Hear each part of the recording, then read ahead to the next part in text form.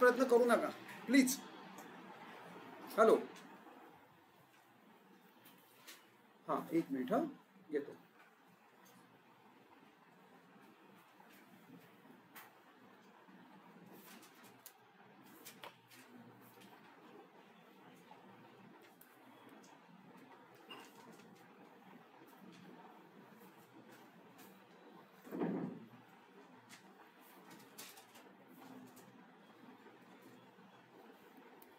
चलो, काल आपण सन्ड्री डेटर्सच्या केसमध्ये आपण बघितलं दोन ऍडजस्टमेंट्स आपल्याला ऍड करायचे तिथं, राईट.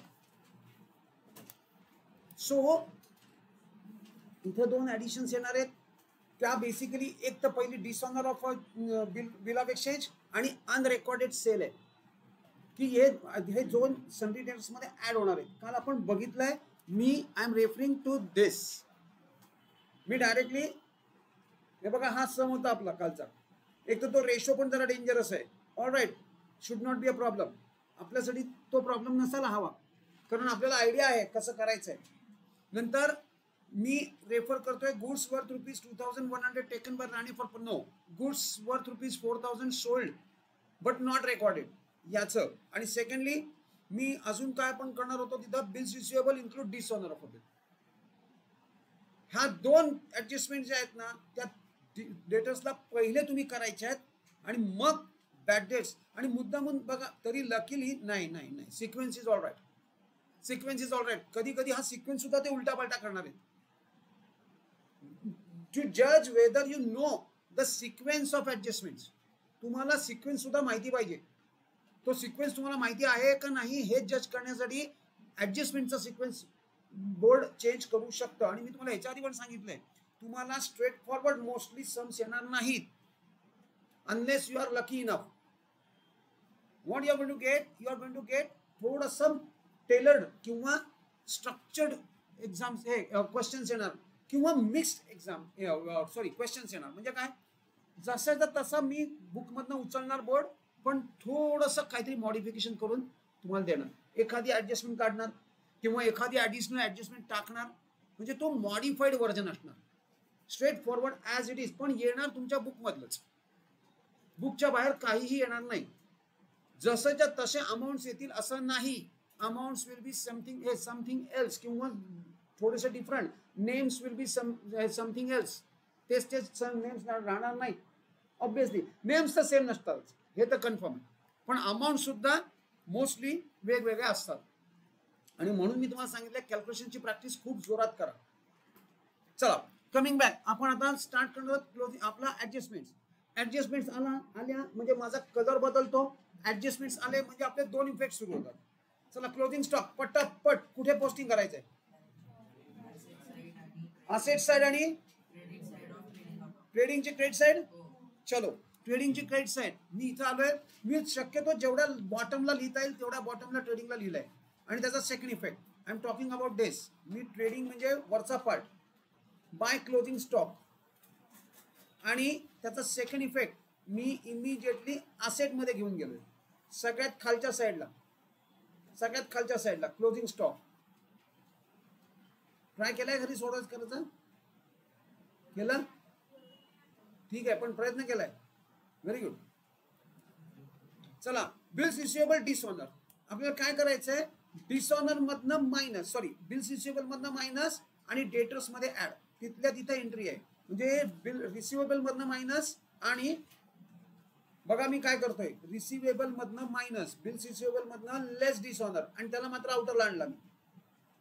पण डेटर्सच्या बाबतीत मात्र मी तसंच ठेवलंय, कारण अजून दोन ऍडजस्टमेंट तिथं व्हायचे आहेत, म्हणून मी ते तसंच ठेवलंय. Let us do this way. Let us do it in this way. Dishonour, bill dishonour मध्ये बिल्स रिसिवेबल मधनं less dishonour minus and sundry debtors मध्ये ऍड इन सन्ड्री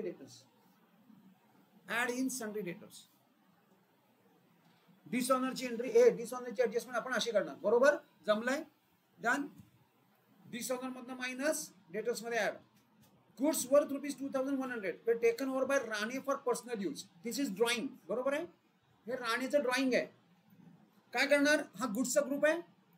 येस, हा गुड्सचा ग्रुप आहे. गुड्सच्या ग्रुपचं दीपंकर आपण काय करतो? काय आपण त्याचं ग्रुपिंग का केलंय? काय मला वेळ जात नाही? काय? अरे गुड्स गुड्स बद्दल बोलते, डिग बद्दल नाही. काय काय काय ऑनलाईन केलं ना तू? चला हेल्प करा त्याला. तन्मय, तो बघा त्यांनी सांगितलं काय गुड्सचा ग्रुप, काय मजा म्हणून केलं. मस्त, काही नाही, आपला वेळ जात नाही, जरा काहीतरी मजा असावी. गुड्सचे असे ग्रुपिंग करून ठेवू. कशाला ग्रुपिंग केलंय गुड्सचं? तन्मय बोला. आतिश, ग्रुप का केलंय? यस बोल प्रणीत. एक इफेक्ट त्यांचा कॉमन आहे, ट्रेडिंगची क्रेडिट, म्हणून त्याचं ग्रुपिंग केलंय. चलो, सो ट्रेडिंगच्या क्रेडिटला आपण ऑलरेडी एक जागा सोडली बघा इथं. तर काय लिहिणार? By good taken over by Rane, आणि त्याचा सेकंड इफेक्ट लगेच देऊन टाकू. राणेच्या कॅपिटल मधनं मायनस. हे घ्या दोन्ही इफेक्ट. पहिले by goods taken over by Rane आणि कॅपिटल मधनं minus. By goods taken over by Rane आणि गुड कॅपिटल मधनं मायनस. हे एक प्रकारचं ड्रॉइंग आहे. This is a drawing of Rane. राणेने जरी पार्टनर नसला तरी पैसे द्यावे लागतील. चितळे बंधू स्वतःच्या दुकानात सुद्धा पैसे देऊन मिठाई घ्यायची.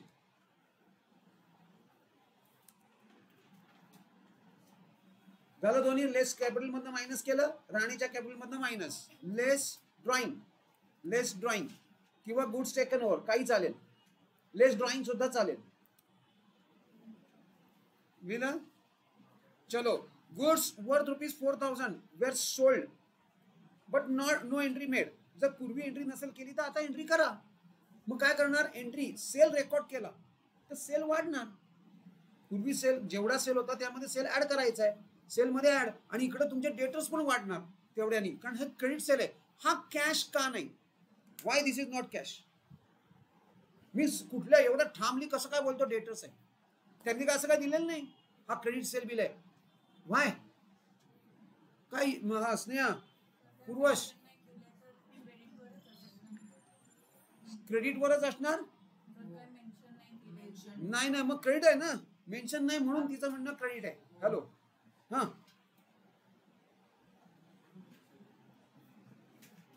ओके.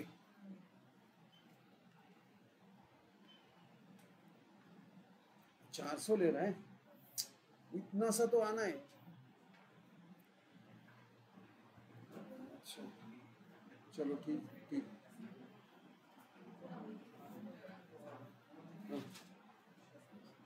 ठीक है ठीक आहे. चलो बोला. याचं कारण, याचं बेसिक रिझन काय? कॅश का नाही? कारण कॅश ट्रान्झॅक्शन जर झालं असतं तर तुमच्या कॅशच्या कॅशबुक मध्ये एंट्री झाली असती, तेवढी कॅश तुम्हाला दिसली असती. काउंट करताना तुम्हाला सापडलं असतं ट्रान्झॅक्शन, अनरेकॉर्डेड राहिलंच नसतं. हे क्रेडिट आहे म्हणूनच ते अनरेकॉर्ड राहिलं. आणि क्रेडिट ट्रान्झॅक्शन म्हणजे काय होतं? डेटर्स वाढतात. म्हणजे तुम्ही एंट्री काय करता? XYZ to sale. XYZ is a debtor. XYZचं तुमच्या बॅलन्स शीट मध्ये रेकॉर्डिंग कुठे होतं? इथे कुठे नावं येत नाहीयेत. तो क्लब होतो डेटर्स खाली. XYZ, ABC, CDE काय जे काय पार्टीज असतील त्या सगळ्यांची टोटल म्हणजे डेटर्स. म्हणजे डेटर्स, म्हणून डेटर्स मध्ये ऍड होणार. चला काय करायचं आहे? What will you do? Debtors मध्ये ऍड आणि डेटर्स मध्ये ऍड आणि सेल्स मध्ये ऍड, दोन्ही ऍड करून घेऊया. चला हे बघा, सेल्स मध्ये ऍड करा. पहिले सेल्स मध्ये ऍड करा. अनरेकॉर्डेड तुम्ही पहिले रिटर्न लिहिलं असेल, रिटर्नच्या खाली लिहा. रिटर्नच्या खाली एक लाईन सोडून तुम्ही ऑलरेडी लेस रिटर्न लिहिलंय. जागा आहे का बघा? हो, आता करा ऍडजस्ट. जागा नसेल तर ऍडजस्ट करावं लागेल. कुठे? इथं मध्ये इन्सर्ट करा. असं होतं, असं होत असतं. पेपरमध्ये पण कधी कधी तुमचं असं होणार आहे.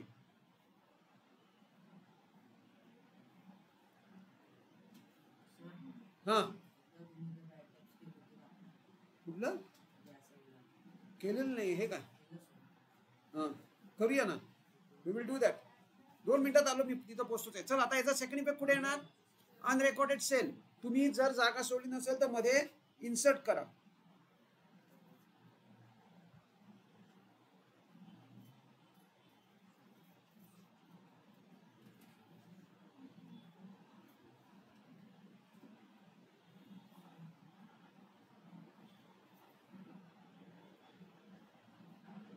एकच मिनिट द्या मला.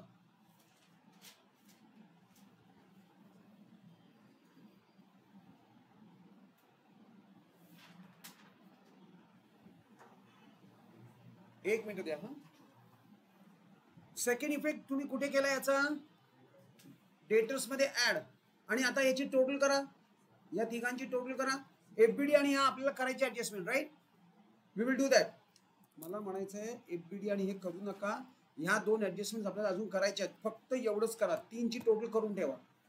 आता ती टोटल पॉसिबल आहे. आणि एक अंडरलाईन तर करून टाका मध्ये डेटर्स मध्ये. डेटर्स डेटर्स डेटर्स डेटर्स मध्ये आय मीन टू डेटर्स. पहिले ट्रेडिंगची क्रेडिट्स आहेत, इथं आपण अनरेकॉर्डेड सेल लिहिलंय, मध्ये ऍडजस्ट केलंय, बरोबर? आणि याचा सेकंड इफेक्ट डेटर्स मध्ये केलाय, ऍड अनरेकॉर्डेड सेल, राईट? आणि या तिघांची total that is 60,000. Sundry debtors हे पण मला इथे दिसत आहेत. All right, done. इथपर्यंत झालं. आता एफबीडी आणि आरडीडी करायचं आहे, राईट? चला, मला तुमच्याकडनं हवंय सगळ्यांनी ही ऍडजस्टमेंट करा आणि डेटर्सला दोन्हीकडे इफेक्ट मला करा आणि मला सांगा. Tell me, you have to do it in front of me. चला 2 मिनिटं. तुझं झाली आहे मला माहिती आहे. 2 मिनिटं सगळ्यांना करू दे, देन वी विल डिस्कस. आणि you have to keep a mum. Don't worry, observe कर फक्त. सगळं मी इथं दाखवतोय, काही घाई नाही आपल्याला. चला करा, डू इट.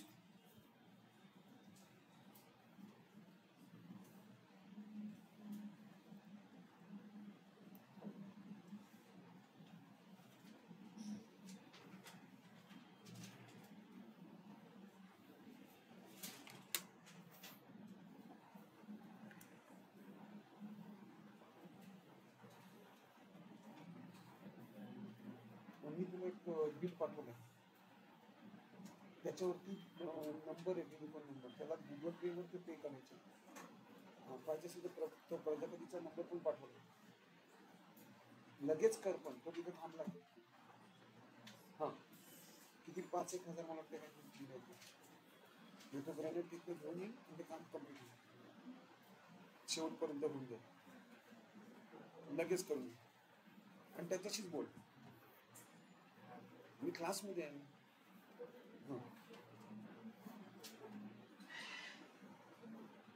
पण मग हे करून जा ना. आणि मला हे पाठव लगेच कर.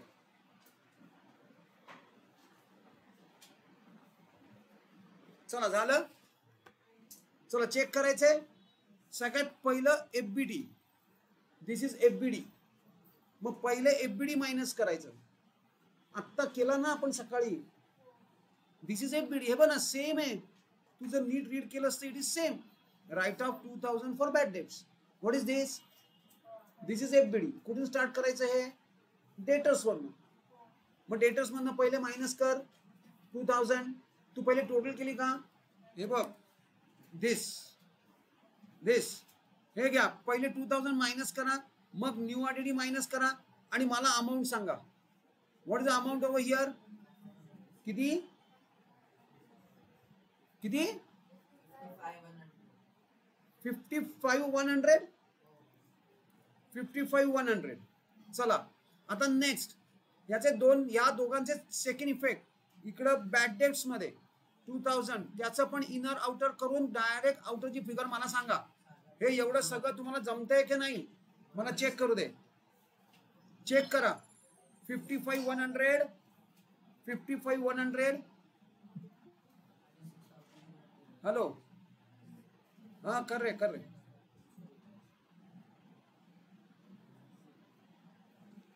55,100. 58 मधनं केलं मायनस. हे 2000, हे 2,900. हे 2,900 कशाच्या काढले? 58,000च्या किती पर्सेंट? 5%. 58च्या 5%, राईट? सो 58च्या 5% इज दिस 55. आणि व्हॉट इज नेक्स्ट? तेच आपण इकडे लिहून टाकले. इथं add FBD, add new RDD, सगळ्यांची टोटल केली आणि त्यातनं ओल्ड आरडीडी मायनस करणार. So it comes 6,300. सगळ्यांना कळलंय का?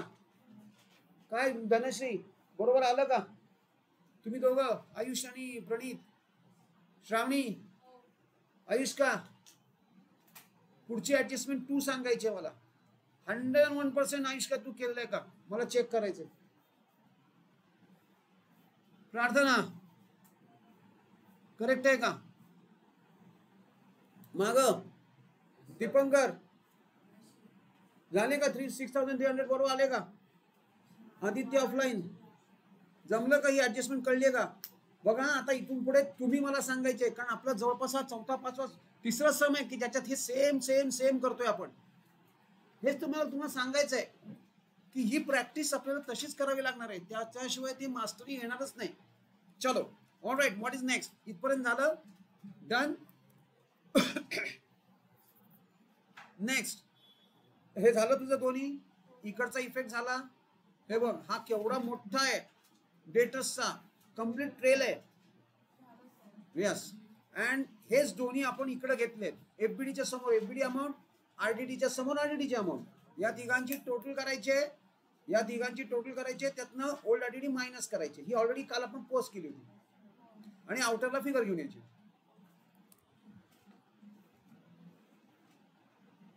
गुड्स वर्थ रुपीज झालं हे पण झालं travelling expenses include personal travelling मधनं पर्सनल ट्रॅव्हलिंग मायनस करू तिथं काय लिहिणार आपण ट्रॅव्हलिंग मधनं लेस चव्हाण एक्सपेन्स किंवा लेस चव्हाण एक्सपेन्स किंवा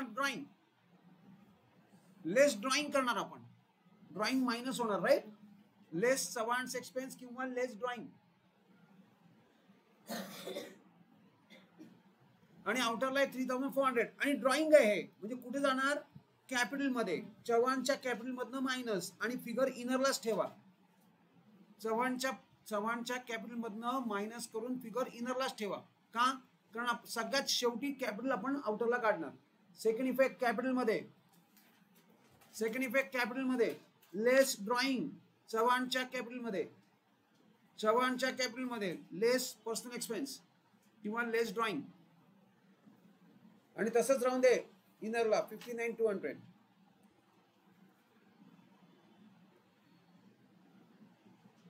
depreciate building at 7% building depreciate करायचे म्हणजे काय बिल्डिंग मधनं मायनस एक जागा सोडली आपण लेस बिल्डिंग आणि त्याचा सेकंड इफेक्ट इकडनं इकडं पहिले बिल्डिंग मधनं मायनस करा किती पर्सेंट करायचंय 7% माय गॉड 7% कॅल्क्युलेशन कसं फास्ट करायचं असं माहितीये 8 7 जा 56 5600 ही पद्धत आहे हे 2 0 काढून टाकायचे 8 7 जा 56 rest of the 2 zeros here इथं कॅल्क्युलेशन पण हे तुम्हाला शिकवलेलंच नाही कॅल्क्युलेशन तुम्हाला वेगळंच शिकवलंय तुम्हाला काय शिकवलंय 80,000 into 7/100 so much of time you are taking मी कसं करतोय मी उलटी कॅल्क्युलेशन करतो 8 7 जा 56 हे 2 0 7 आहे ना एक डिजिट असेल एक डिजिट तर 2 0 हाईड करायचे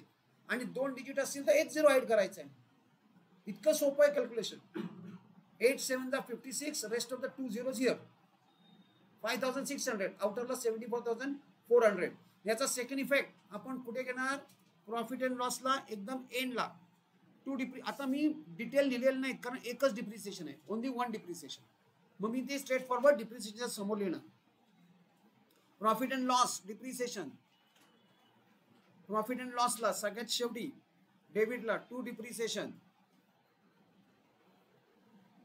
5600 डन सगळे माझ्याबरोबर आहेत हा हायएस्ट लेवलचा डिफिकल्टी लेवल सम आहे तिसरा सम आपण हायएस्ट लेवलला घेतलाय डोंट वरी याच्यापेक्षा जास्त डिफिकल्ट सम होणार नाही हा हायएस्ट लेवल आहे ह्याच्या आता इथून पुढचे सगळे सम हे तसे सिम्प्लिफाईड सम्स आहेत एवढे डिफिकल्ट नाही आहेत म्हणजे आपण बॅड डेट्स रिलेटेड जवळपास एवढ्या मॅक्सिमम ऍडजस्टमेंट्स येऊ शकतात बेसिकली त्यांनी काय केलंय की या सम मध्ये मुद्दा हा सम तुमच्या बुकमध्ये नाहीच आहे बघा ना हा सम माझ्याकडचा आहे असा सम येणार आहे हा नाही आहे पण असा सम येणार आहे मी दोन्ही ऍडजस्टमेंट्स एकदम घेतल्यात या दोन्ही ऍडजस्टमेंट्स येत नाहीत आयदर एक म्हणजे काय अनरेकॉर्डेड सेल आणि बॅड डेट्स किंवा डिसऑनर आणि बॅड डेट्स असं combination.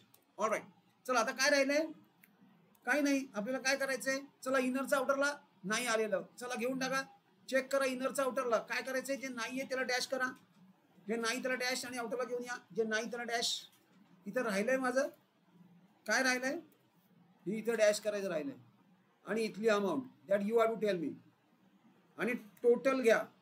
Credit side is greater 2,48,000. तीच दोन्हीकडे लिहा ऑन बोथ द साइड्स. मी जी टोटल आहे तीच लिहिलेली आहे आणि त्यातनं आपण डेबिटची टोटल मायनस करणार. कॅल्क्युलेट केलंय कोणी जीपी? किती? अजून लावले 57. ऐकू आलं कोणाला? 57,800. चला घ्या 57,800.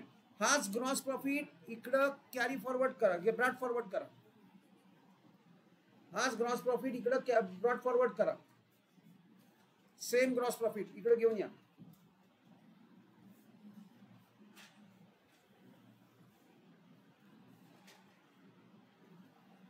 चला फास्ट फास्ट पटपट फटाफट लिहायला वेळ घालवू नका. आता काय करायचंय? We have to close this, right? हे क्लोजिंग करायचंय. Let us close this. Same इथं कसं काहीच नाहीये पण clearly credit side is greater. Clearly credit side greater आहे. मग चला त्यातनं डेबिट साइडची मायनस करूया. नेट प्रॉफिट काढा. नेट प्रॉफिट 27,300 आलाय का? आणि मी त्याचं बायफर्केशन पण केलंय.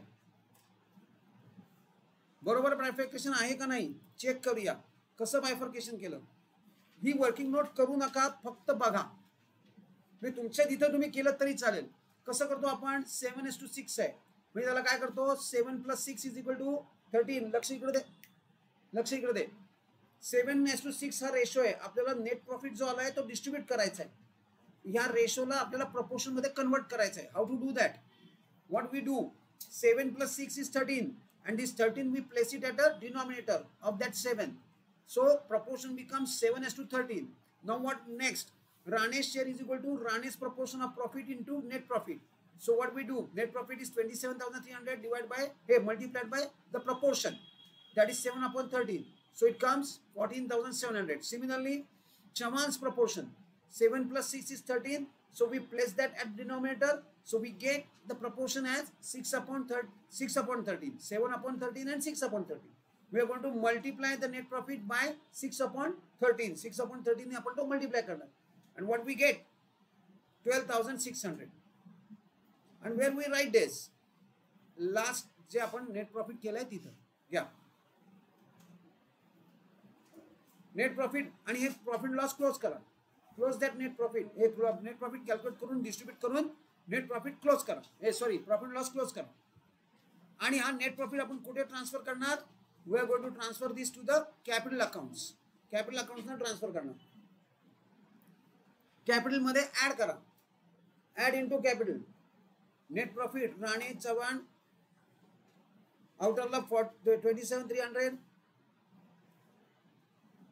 आणि we are going to take this to the capital account. Capital आणि आता कॅपिटल आउटरला घेऊन या.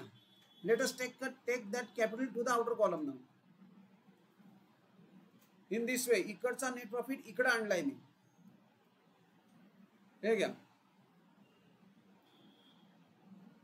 Like this. चला नेट प्रॉफिट इकडे कॅपिटल मध्ये ऍड करा. To the capitals. तुमच्या कॅपिटल मध्ये ऍड कर. राणेज कॅपिटल मध्ये राणेचा प्रॉफिट आणि चव्हाणच्या कॅपिटल मध्ये चव्हाणचा प्रॉफिट आणि आउटरला. आणि नाव चेक करा सगळं इनर इथं राहिलंय. ओव्हर हिअर इनरचा आउटर राहिलंय, राईट? हीच फिगर आउटरला येणार. डिस्काउंट आला का? नाही. So we will make a dash over there. आपण जिथं नाहीये तिथं डॅश करणार आणि आउटरला फिगर घेऊन येणार. आणि सगळ्या ठिकाणी चेक करा. मी चेक करतोय. चला मला बॅलन्स शीटची टोटल सांगा. बॅलन्स शीट टॅली आहे का नाही? 2,52,000. 2,52,000 चे बॅलन्स शीट टोटल आहे. येस. इथं आउटरला घ्या फिगर डेटर्सची इथे डॅश करून. नंतर इकडं कॅपिटलच्या आउटरला घ्या 92,600 and 71,800. Balance sheet tally. तुम्हाला या लेवलवर यायचं आहे. You have to come to this level. या लेवलवरचे सम्स तुम्हाला मोस्टली येणार, म्हणजे नॉट दिस लेवल, ह्याच्यापेक्षा थोडा लेसर डिफिकल्ट. आणि मोस्टली फायनल अकाउंट सोपा असतो. मोस्टली फायनल अकाउंट्स हा एकमेव सम आहे की जो स्ट्रेट फॉरवर्ड आहे अख्ख्या 12th मध्ये आणि व्हेरी इझी आहे. त्यामुळे तुम्ही 12 out of 12 स्कोर करायचे तिथे, nothing less than 12 out of 12. चलो प्रॅक्टिकल प्रॉब्लेम नंबर 4 किंवा 3 दोन्ही जवळपास ऑलमोस्ट सिमिलर आहे, पण त्यातल्या त्यात 3 जो आहे ना, आपण 2 मिनिटं मी थोडं तुम्हाला एकदम जे असं टाईट झालं ना सिच्युएशन ती थोडी रिलीज करूया, कारण हे माझ्या हिशोबाने थोडं हार्ड जात आहे. हे सगळं हे एवढ्या सगळ्या ऍडजस्टमेंट समजत आहेत, भरपूर ऍडजस्टमेंट्स आहेत, भरपूर खचड आहे. येस, थोडासा आता थोडासा लेसर डिफिकल्ट सम करू आणि चेक करूया की काय. मी प्रॅक्टिकल प्रॉब्लेम नंबर 4 घेऊन आलोय. मीरा आणि माधव. स्क्रीनवर लक्ष द्यायचं आहे. 2 मिनिटं मला सेट करू द्या. तुम्ही बाकी काही करू नका, स्क्रीनवर लक्ष द्या. मी बुक पण ओपन करणार आहे, आपण रीड पण करणार आहोत. We are going to do everything.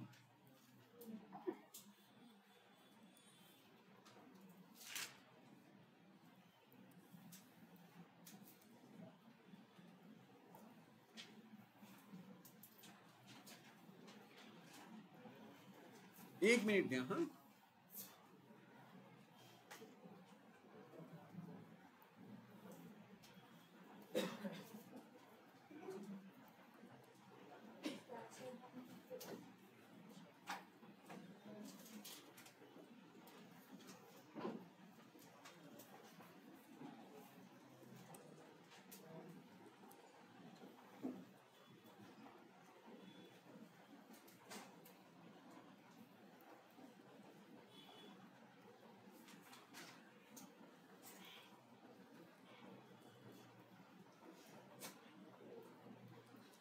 चला फॉर्मॅट रेडी आहेत का चेक करा. Are your formats ready? सगळ्यांचे एक एक फॉर्मॅट. आणि मी आता थांबणार नाही, मी सांगितलं आधी. आपण we are going to directly start. We are not going to wait for the format. आपण स्टार्ट करणार आहोत. प्रॅक्टिकल प्रॉब्लेम नंबर 4 मेन्शन करा नोटबुक मध्ये. Practical problem number 4. Yes, Aditya offline read कर.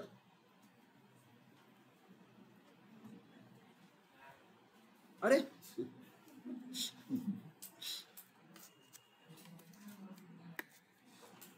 येस, एक वरचं पण जाईल. चलो yes start. Meera and Madhav.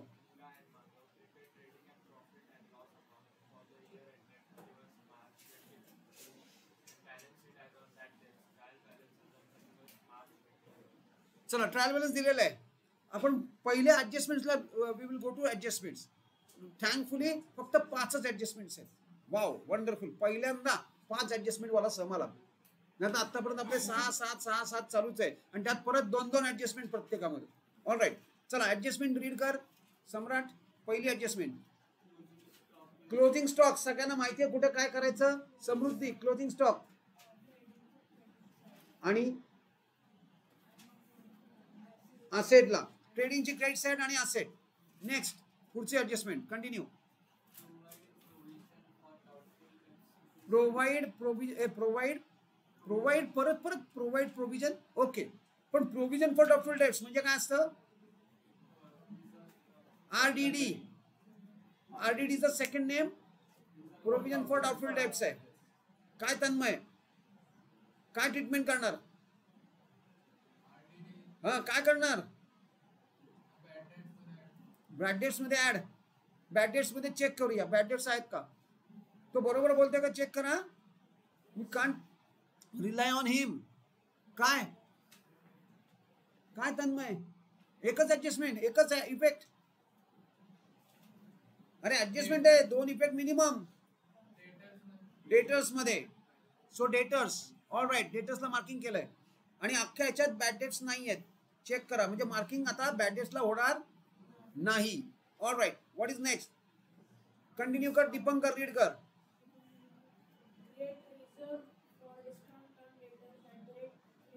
मग हे आरडीडी आहे काय आहे?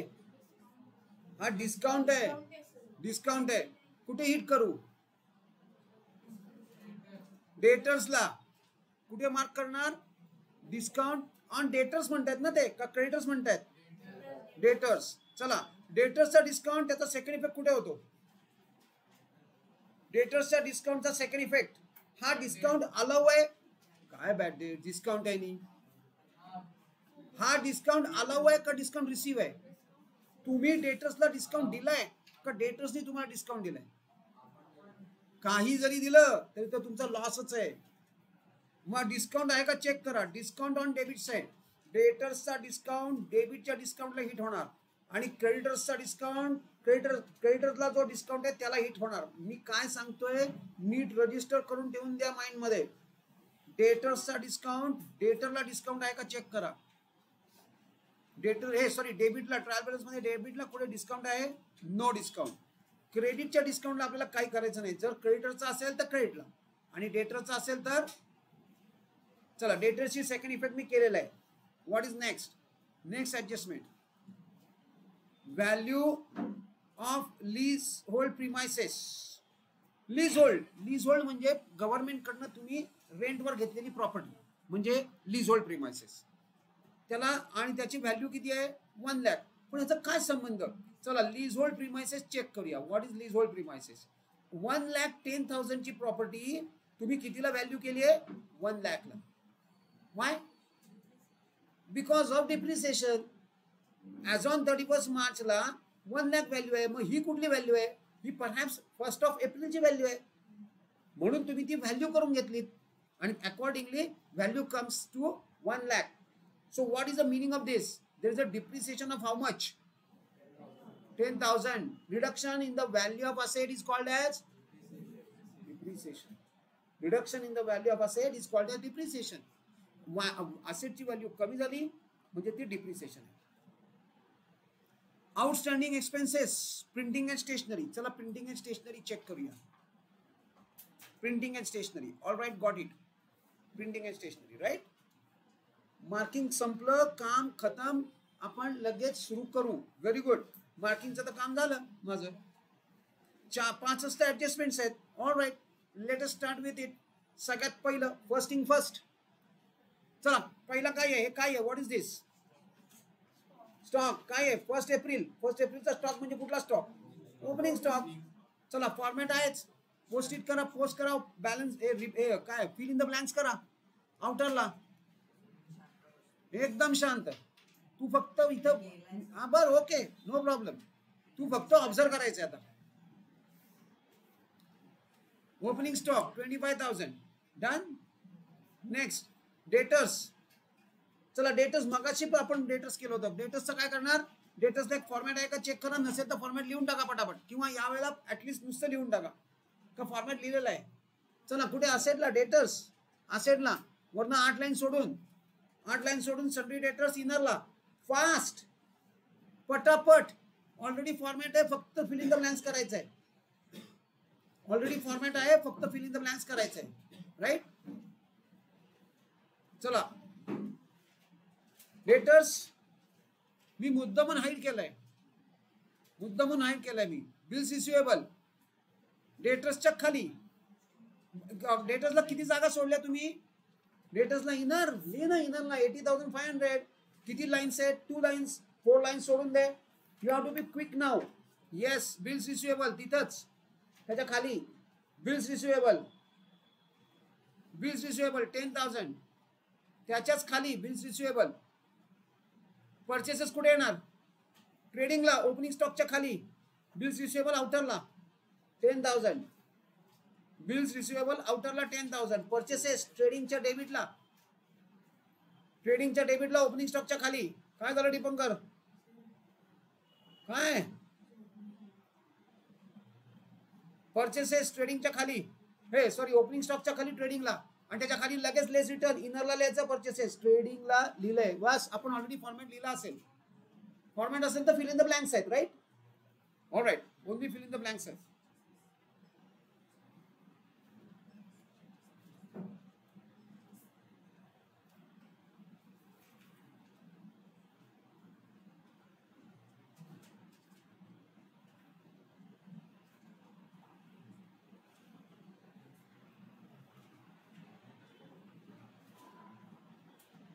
डन नेक्स्ट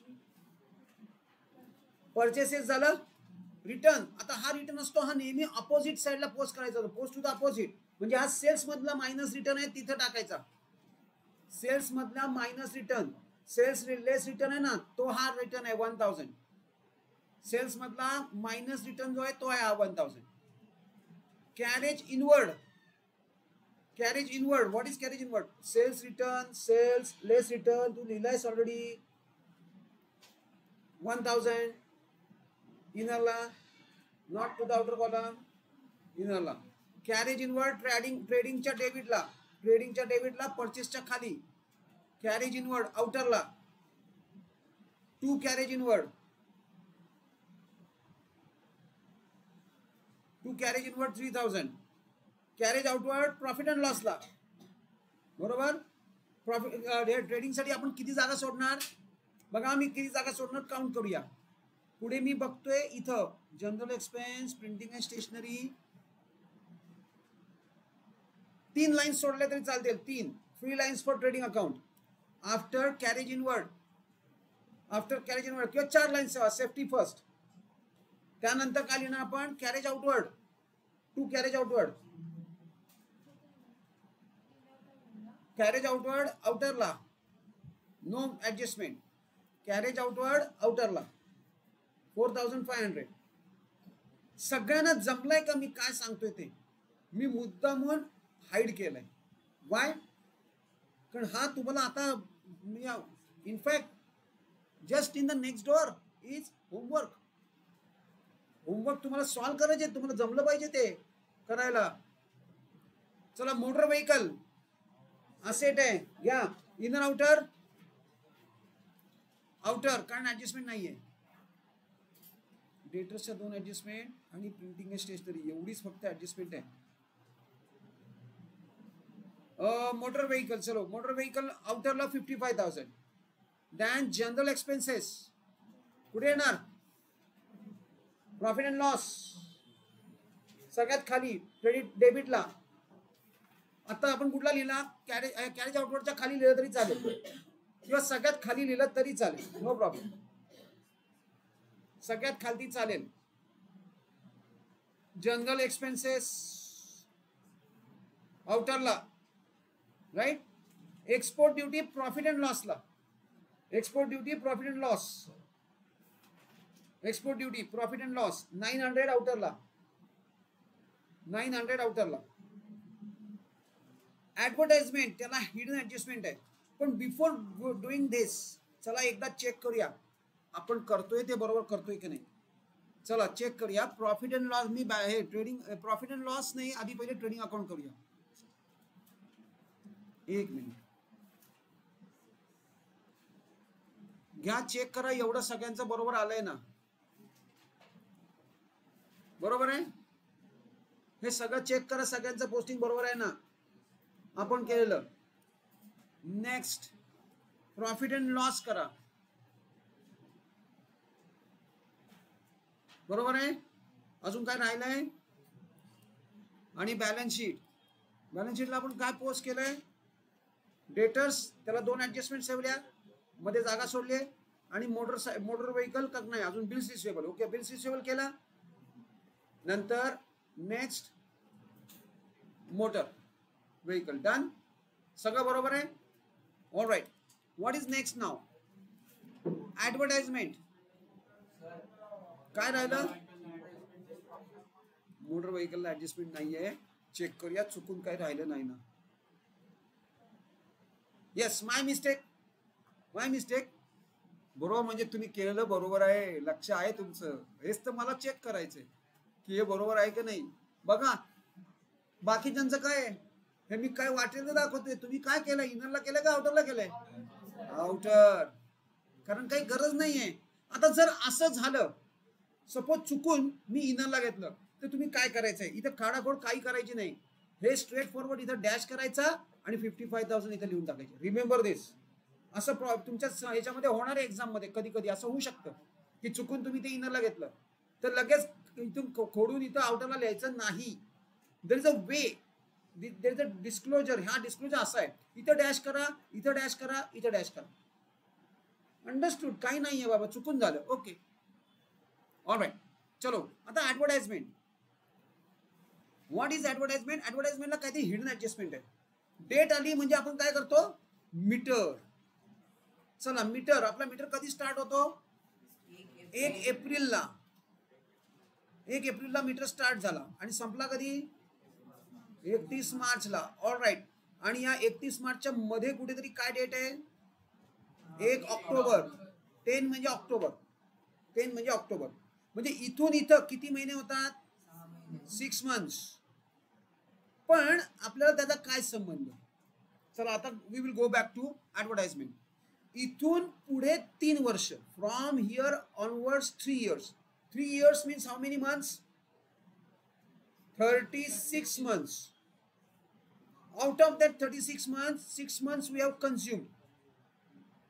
मग रिमेनिंग किती आहेत? 30 months काय आहे? प्रीपेड. हा जो पुढचा पिरियड असतो तो नेहमी प्रीपेड असतो. मग आपल्याला काय करायचंय? व्हॉट वी वॉन्ट, आपल्याला हा 30 मंथ्सचं ऍडव्हर्टाइजमेंट एक्सपेन्स कॅल्क्युलेट करायचे so that we will be able to calculate prepaid advertisement. हे मी काय केलं कळलं का बघा? मीटर कसा टाकलाय, मीटरवर कसं घेतलंय आणि कसं काउंट केलंय. 3 years मीन्स 36 months. त्यातले 6 months we have already counted. Counted म्हणण्यापेक्षा कन्झ्युम. मग राहिले किती? Out of that 36, 6 months is gone. म्हणजे आपल्या या वर्षात लागणार. मग उरलेले 30 months आहेत. पण मला कॅल्क्युलेशन कशी करणार? ही जी 36 मंथ्स आहेत त्यांनी या 4,800 हा कुठला एक्सपेंडिचर आहे? That expenditure is for how much? That expenditure is, बघा मी काय म्हणतोय, 4,800 इज फॉर 36 मंथ्स. बघा माझं म्हणणं बरोबर आहे का? Is that right? कारण 3 yearsचा एक्सपेन्सेस 4,800 आहे आणि multiplied by how many months of prepaid expenses are there? 30. म्हणजे मी काय केलं, ती जी अमाऊंट आहे त्याला टोटल तो जो पिरियड आहे त्यांनी डिवाइड केलं आणि प्रीपेडच्या पिरियडनी मल्टिप्लाय केलं. आता सिंपल 6चं डिव्हिजन आहे, बरोबर आहे का? 6 6 जा आणि 6 5 जा. आता परत एकदा 6 6 किंवा 2 2 काही तुम्हाला जसं जमेल तसं. 3 3 6 8 जा 48. सो स्ट्रेट फॉरवर्ड 6चं डिव्हिजन आहे. 6 1 जा and 6 8 जा आणि rest of the 2 0 as it is. Now 8 into 5 is 40 and rest of the 2 zeros as it is. So 4,000. 4,000 is what? Prepaid expenses. चलो go back to that sum. आपण परत एकदा आपल्या समला जाऊया and we will calculate that prepaid amount. Prepaid amount कुठे टाकणार मी? पहिली मला काय करावं लागेल? ऍडव्हर्टाइजमेंट बुक करावी लागेल. Right? Let us book that advertisement. पहिले ऍडव्हर्टाइजमेंट इनाला लिहा आणि त्यातनं लेस प्रीपेड करा 4,000. प्रीपेड हिडन ऍडजस्टमेंट आपण there and there itself करतो. लगेच तिथल्या तिथं करायचे. येस, चला प्रीपेड 4,000 झालं. चलो याचा सेकंड इफेक्ट कुठे येणार? बॅलन्स शीटला, असेटला. मी आता मध्ये लिहून टाकलं, खाली लिहिलं तरी चालेल, मध्ये लिहिलं तरी चालेल. प्रीपेड ऍडव्हर्टाइजमेंट पहिले ते मायनस कर. Prepaid expenses less prepaid expenses 4,000, आउटरला 800 आणि त्याचा सेकंड इफेक्ट बॅलन्स शीटला. मोटर व्हेकल त्याच्या खाली लिहिलं तरी चालेल किंवा एकदम खाली लिहिलं तरी चालेल. एक्स्ट्रीम बॉटमला लिहिलं तरी चालेल. एवढं नको वर इथं या बिल रिसिवेबलच्या खाली. हा, एक लाईन सोडून प्रीपेड ऍडव्हर्टाइजमेंट. तिथं नुसतं प्रीपेड नाही चालणार, तिथं प्रीपेड काय आहे ते पण लिहावं लागेल, prepaid advertisement. Right, all right, जमलं इथपर्यंत. नेक्स्ट, प्रिंटिंग अँड स्टेशनरी कसं असेट, एक्सपेन्स. अरे प्रीपेड एक्सपेन्सेस मी कसं बायफर्केट करतोय, जर ते इनसाइड 1 इयर मध्ये त्याचा एक्सपेन्स संपत असेल तर ती असेट नाही, जर त्याचा युसेज मोर दॅन 1 इयर असेल तर असेट. काय समृद्धी, प्रिंटिंग अँड स्टेशनरी म्हणजे तुझी वही किती महिन्यात संपते, 1 महिन्यात संपू शकते. मग 1 वर्षापेक्षा जास्त टिकते का, नाही, मग that is not an asset. चलो त्याला इनरला घ्यावं लागेल काय, आधी ती प्रिंटिंग अँड स्टेशनरी कुठे टाकू, इनर कुठे पण, P&L ला नको, इनरला प्रिंटिंग अँड स्टेशनरी इनरला, त्याला ऍडजस्टमेंट आहे, there is an adjustment to it. Right, printing and stationery 1200, printing and stationery 1200, printing and stationery 1200. Done. Next,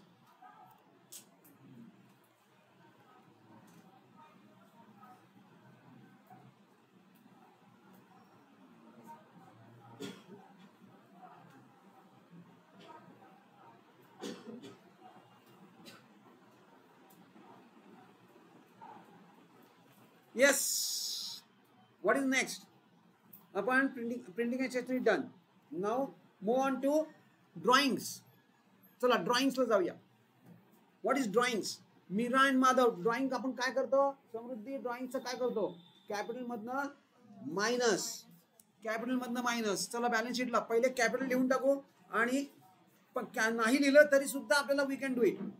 less drawing म्हणजे कॅपिटल मधनं कॅपिटल नाही लिहिलं तरी सुद्धा लेस ड्रॉइंग करता येऊ शकतो.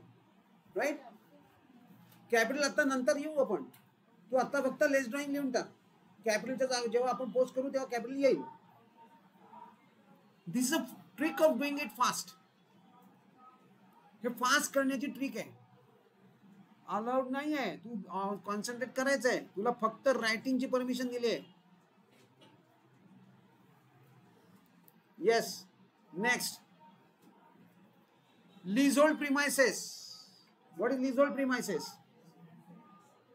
असेट आणि फिक्स असेट आहे, त्यामध्ये आपण वरच्या साईडला बुक करणार. वरची साईड म्हणजे कुठला, सॉरी ट्रेडिंग नाही, बॅलन्स शीटला पाहिजे ना आपल्याला. हे बघा इथं मोटर व्हेकलच्या खाली लीजहोल्ड, आणि त्याला ऍडजस्टमेंट आहे, त्यामुळे त्याला आपण इनरला बुक केलंय, लीजहोल्ड प्रिमाइसेस. डन. किती, 1,10,000 इनरला. एक लाईन बुक करा त्याच्या खाली, इमिजिएटली एक लाईन बुक करायची. Cash at bank. तन्मय काय, कुठे आहे तू, माझ्या बरोबर आहे का. Cash at bank.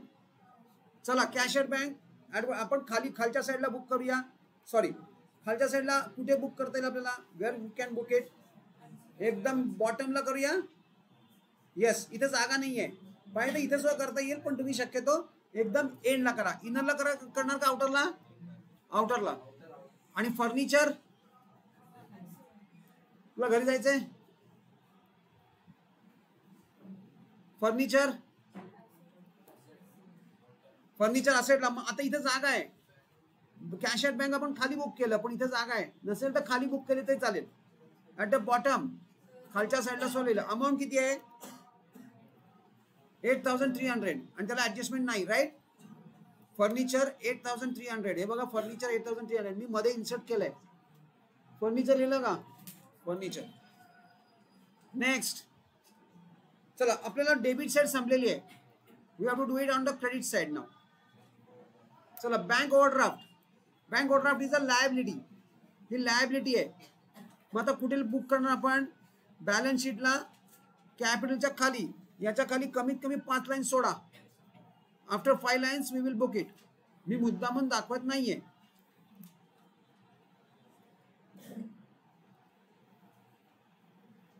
Cash at बँकच्या समोर लिहिलं तरी चालेल, बँक ओव्हरड्राफ्ट. बिल्स पेबल त्याच्याच खाली bills payable 12,500 liability right bank overdraft liability bills payable liability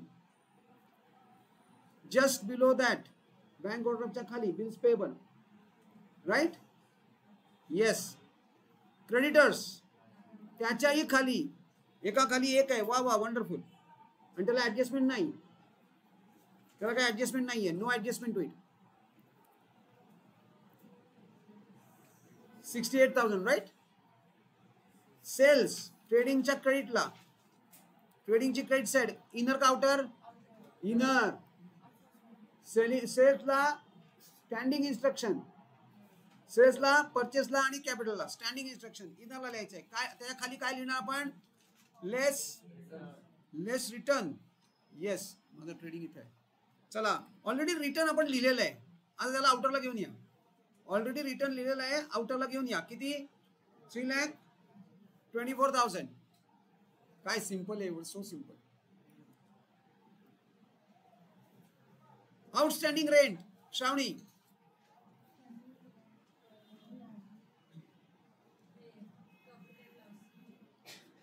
प्रार्थना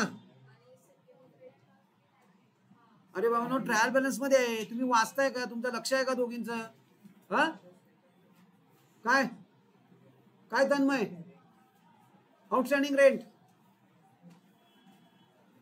आतिश आदित्य सम्राट आउटस्टँडिंग रेंट लायबिलिटी तुमच्या अकाउंटंटली एंट्री करून दिली आहे काय ग श्रावणी काय समजलं दोन दोन इफेक्ट देतेस तू त्याचे ट्रायल बॅलन्स आहे एकच इफेक्ट होणार आउटस्टँडिंग रेंट त्यांनी एंट्री करून तुम्हाला दिले तुम्ही फक्त पोस्ट करायचे त्याचा पोस्टिंग लायबिलिटीला होणार काल पण केलं होतं परवा प्रीपेड रेंट पण होतं हे लक्षात राहायलाच पाहिजे आउटस्टँडिंग रेंट चलो काय तन्मय कुठे टाकू लायबिलिटीला कुठं आउटरला खालच्या साईडला आउटस्टँडिंग रेंट नेक्स्ट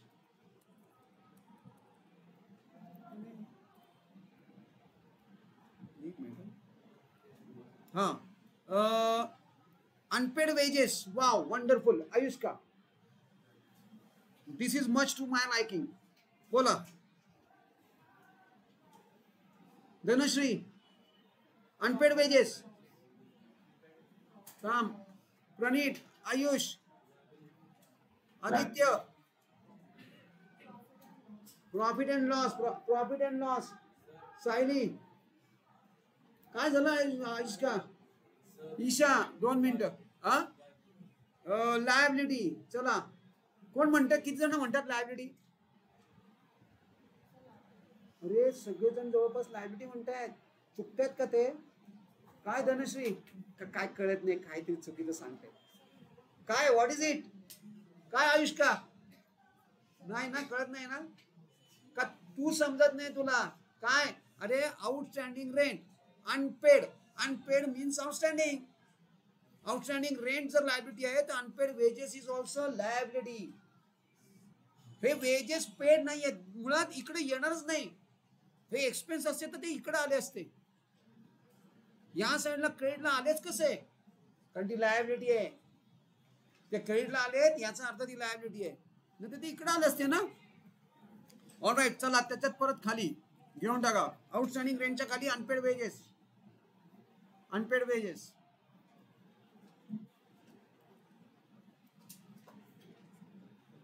कॅपिटल चलो गो टू कॅपिटल अगेन जाऊया वरती आणि कॅपिटल करून टाकूया मीरा कॅपिटल आणि Madhav capital Meera capital Madhav capital आणि ते इनरला तसंच ठेवून द्या Meera capital Madhav capital right all right done purchase return Isha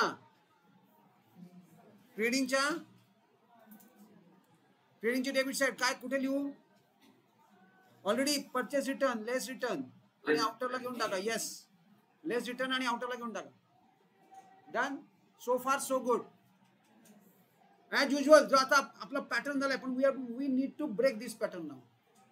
आपण काय करतोय, पोस्टिंग एक दिवशी आणि ऍडजस्टमेंट दुसऱ्या दिवशी. Now we are going to break this, but not today. आज तुम्ही घरी काय करायचंय, तुम्ही हा घरी कंप्लीट करून आणायचा प्रयत्न करायचा आहे. उद्या हा आपण कंप्लीट करणार, नो डाऊट. पण व्हॉट वी विल डू, उद्या आपण अजून एक सम कंप्लीट करणार. वेळ पडली तर ओसीबीसी सगळं थांबवणार, कारण आपल्याला आता हा जो पॅटर्न आहे तो ब्रेक करायचा आहे. एक सम एका दिवशी व्हायला हवा. ऑलराईट, चलो मी काय म्हणतोय, माझं पोस्टिंग सगळं मी कंप्लीट केलंय, बरोबर आहे. आपल्या ऍडजस्टमेंट्स राहिल्यात, या ऍडजस्टमेंट्स तुम्ही घरी ट्राय करायचे आहेत सगळ्यांनी, कारण almost homework is next door. हळूहळू त्याला 8 दिवस आहेत तुम्हाला. You have got 8 days to submit your homework. चलो, सो आज आपण अकाउंट थांबून ओसी सुरू करणार आहोत. We are going to start with OC.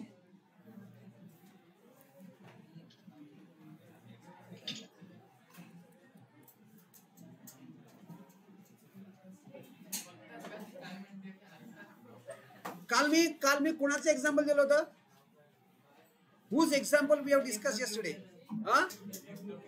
FW Taylor, काय त्याचं कॉन्ट्रीब्युशन आहे, what is the contribution of FW Taylor. Principles दिलेत. आपण काल ते डिस्कस केलं. काल काय डिस्कस केलं, व्हॉट वी हॅव डिस्कस्ड. चला बोला, काल काय केलंय.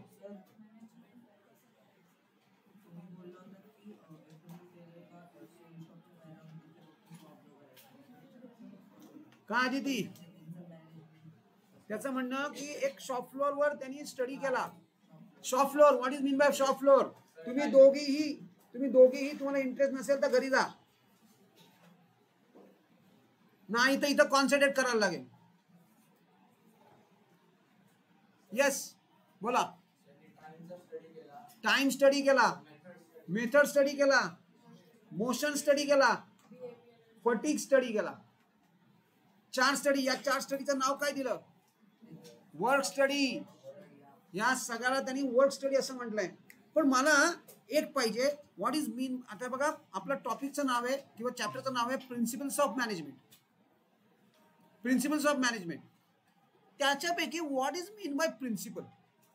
आपण मॅनेजमेंट ऑलरेडी शिकलोय. मला तुमच्याकडनं हवं आहे, what is mean by management. आपण ऑलरेडी शिकलोय. मॅनेजमेंट काय आहे, तर getting things done from people. लोकांना काम करायला लावणं किंवा लोकांकडनं काम करून घेणं म्हणजे मॅनेजमेंट. इतकी सिंपल साधी डेफिनेशन आहे. पण मॅनेजमेंटचे 2 पार्ट्स आहेत. एक आहे इफेक्टिव्हनेस आणि दुसरा आहे efficiency. What is mean bye effectiveness. Effectiveness म्हणजे काय, चला वेळ लागला तरी चालेल पण काम करा आणि काम करून घ्या. वेळ लागला तरी चालेल पण काम करा. 45 मिनिटं नाही, 1 तास लागला, 1.5 तास लागला तरी चालेल पण सम सॉल्व करा. दिस इज इफेक्टिव्हनेस. आणि 35 मिनिटात सॉल्व करा, हे काय आहे, एफिशियन्सी. असं काय झालंय असं नाहीये, बघूया होईल, होतो ना, म्हणजे effectiveness. So that is effectiveness, right. म्हणजे हे इफेक्टिव्हनेस आहे. हे तुमच्या बाबतीत झालं, हे तुमच्या बाबतीत झालं. आता ऑर्गनायझेशनच्या केसमध्ये एफिशियन्सी आणि इफेक्टिव्हनेस, आणि यात हे दोन्ही पार्ट्स, हॅलो, हे दोन्ही पार्ट्स मॅनेजमेंटचे आहेत. So managing things, thing manage करणं म्हणजे गोष्टी इफेक्टिव्हली करणं, एफिशियंटली इफेक्टिव्हनेस आणायचं आहे. म्हणजे मला काय म्हणायचं आहे, म्हणजे तुम्ही काम तर करायचंच आहे पण ते कमी कमी कमी कमी जेवढं कमी वेळात येतील. बघा ना, वस्तू काय झाल्या तुमच्या, नॅनो व्हायला लागल्यात. मोबाईल कुठून कुठे आला, तुमच्या घड्याळांमधनं मोबाईल चालेल, नॅनो कार्स निघाल्यात, सगळं नॅनो होत चाललंय. What is this, this is effectiveness. आणि हे कशामुळे शक्य झालं, मॅनेजमेंट. सो मॅनेजमेंट मध्ये 2 पार्ट्स आले, पण हा झाला management. What about principle. Principle म्हणजे काय, तर principle is nothing but, yes Aditi, read कर. Proposition that serves as the foundation for a system of belief or behavior for a chain of result. काही words आहेत नीट लक्षात ठेवा. Principal, principle म्हणजे base आहे. बेस कशाचा बेस आहे किंवा फाउंडेशन म्हणूया आपण. Foundation, foundation of a system of belief. नंतर हे काय आहे, फंडामेंटल ट्रूथ आहे. शिवाय प्रपोजिशन म्हणजे हे थोडस ना, ते दार लावून गे रे. So it is this, don't worry. तुम्हाला असं दरवेळेला principle, what is mean by principle असा क्वेश्चन कशामध्ये येऊ शकतो, आन्सर इन वन सेंटेन्स. म्हणून मी ते प्रिन्सिपल ही डेफिनेशन आहे. आता कंटिन्यू करूया. येस,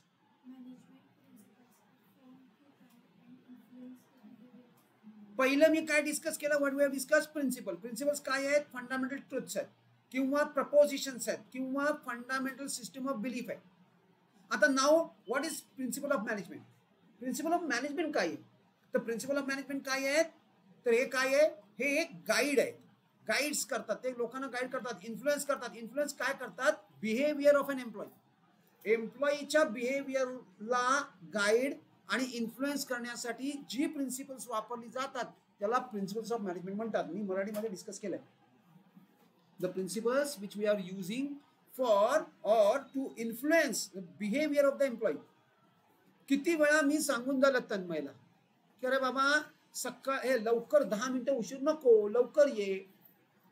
हे काय आहे, I want to change his behaviour. त्याचा बिहेवियर चेंज करायचा आहे. म्हणजे मला काय करायला लागेल, मला परहॅप्स मला काही मॅनेजमेंटची प्रिन्सिपल्स यूज करावी लागतील which will guide me to handle the situation. त्याला प्रिन्सिपल्स ऑफ मॅनेजमेंट म्हणणार. Continue Sneha.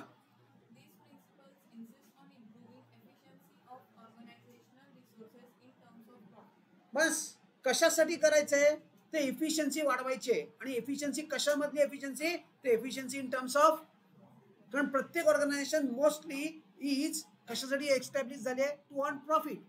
They want to maximise the profit. आणि तो मॅक्झिमाइज करायचा असेल तर principles of management will be helpful. Next, ऐकू येतच नाहीये मागं.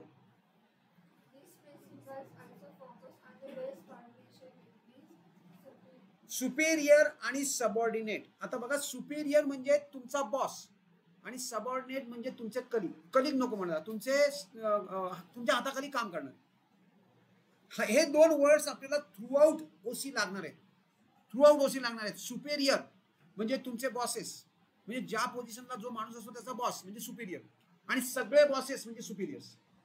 आणि त्याला काही रिपोर्टिंग करणारे लोक आहेत त्यांना काय म्हणणार, सबऑर्डिनेट. मग हे काय आहे, कोऑर्डिनेशन. प्रिन्सिपल्स ऑफ मॅनेजमेंट कशासाठी करताय, फोकस कशावर करताय, तर coordination.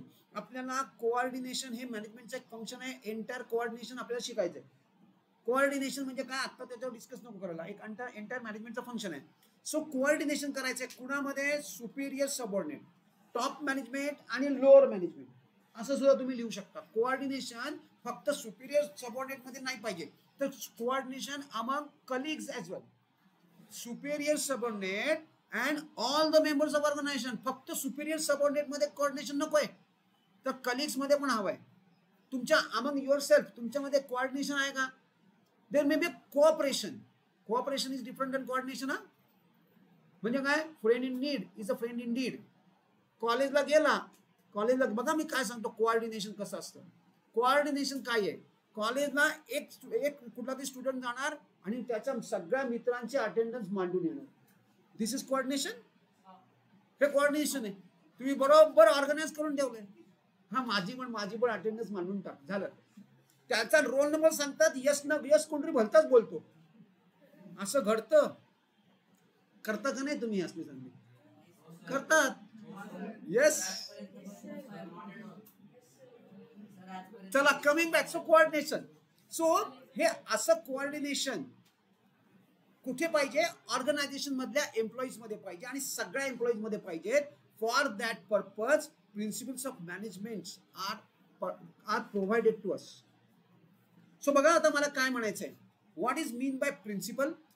Principal is fundamental truth, then foundation, लक्ष इकडे दे Samruddhi. Foundation of a system of belief, then chain of reasoning, influence the behaviour of employee and improving efficiency. कशासाठी पाहिजे?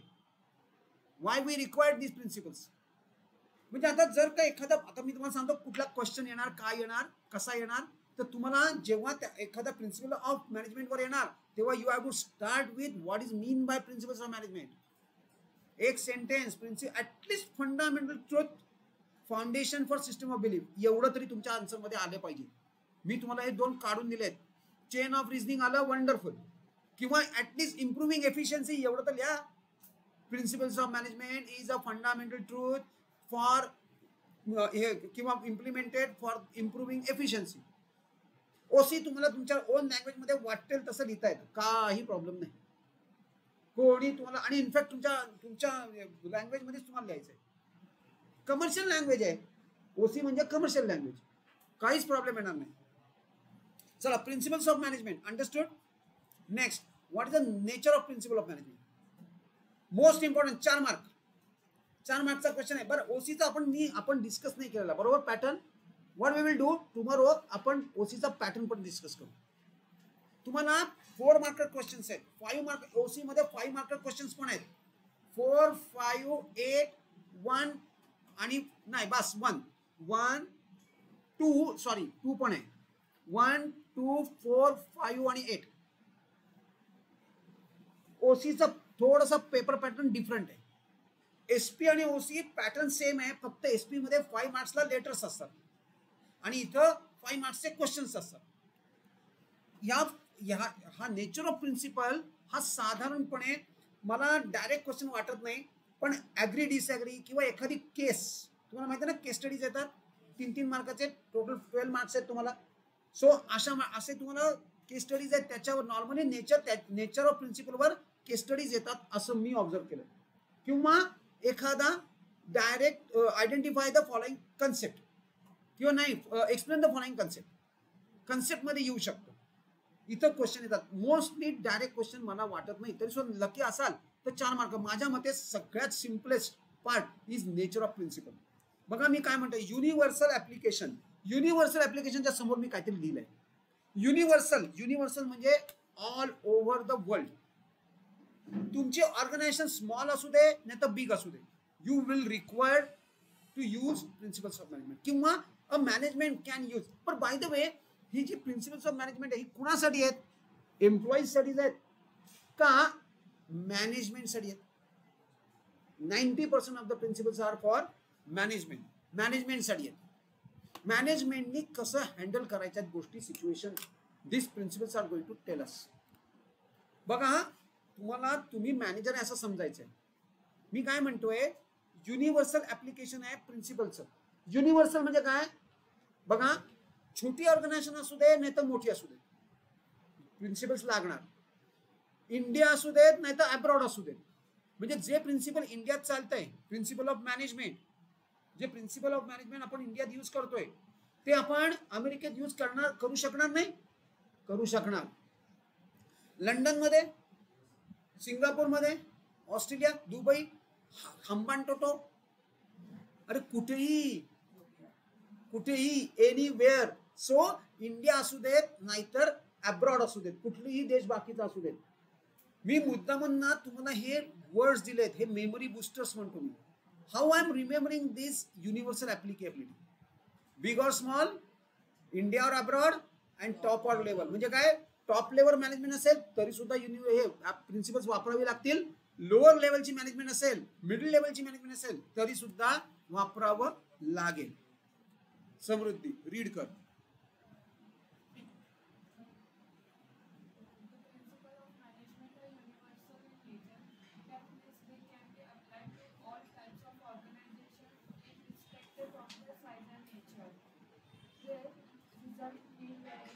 And application may be modified, but these are suitable for all kinds of organization. Similarly, they are applicable to all level of management. जे आपण, मी तुम्हाला इथे थोडक्यात काही memory busters त्यातले काढून दिलेत किंवा पॉइंट्स काढून दिलेत की हा पॉइंट लक्षात कसा ठेवायचा. युनिव्हर्सल ऍप्लिकेबल, स्मॉल और बिग, इंडिया और अब्रॉड आणि टॉप और लोअर. कुठलीही मॅनेजमेंट असू देत, कुठेही असू देत, Principles of management are going to be useful or will be used. General guidelines आहेत.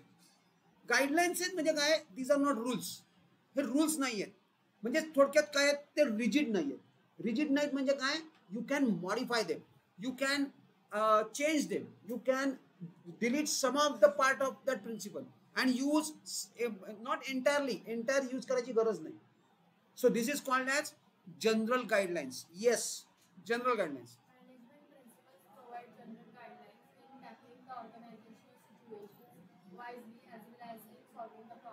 सगळ्यात मेन काय गाईडलाईन्स आहेत. कशाला काय, कसले गाईडलाईन्स आहेत तर एखादी टॅकल करायची सिच्युएशन, कुठली सिच्युएशन टॅकल करायची, ऑर्गनायझेशन सिच्युएशन, आणि ती कशी टॅकल करायची वाईजली म्हणून गाईडलाईन करतात, म्हणून गाईड करतात.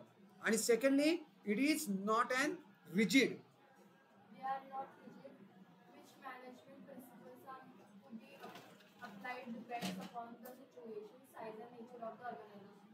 साईज नेचर ऑफ ऑर्गनायझेशन प्रमाणे तुम्ही ती मॉडिफाय करू शकता. तुम्हाला जशी पाहिजे तशी तुमच्या रिक्वायरमेंट प्रमाणे ती टेलरमेड करू शकता, कस्टमाइज करू शकता.